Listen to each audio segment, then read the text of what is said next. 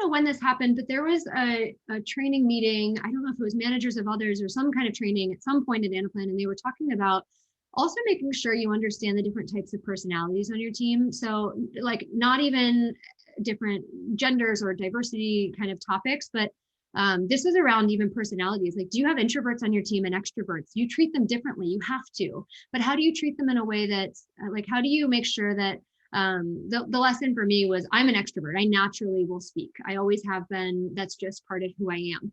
However, I had somebody on my team for a long time who was very introverted. And so sometimes I would be like, oh gosh, why isn't he speaking? Like, I wish that he would speak up.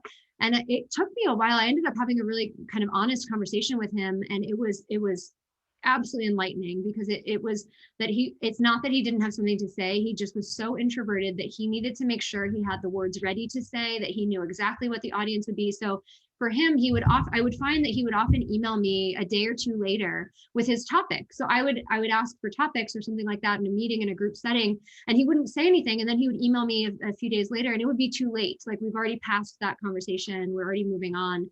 And so he missed his opportunity. So what I found with him is I had to adjust as a leader. I had to adjust with his introverted tendencies to make sure that he had the space to succeed. And so I started shifting, and if I knew that I was going to have certain topics or need an outcome or an output from him during a meeting, I would send him a note a day or two in advance and say, hey, just so you know, I'm going to be talking about this. I'd like for your participation.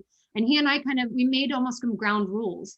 And so he and I established that would be more comfortable for him to be able to have that voice and space. And he succeeded. I think he really excelled in that environment. And all I needed to do was ask what he needed to make him more comfortable. And that's what he needed. He needed that time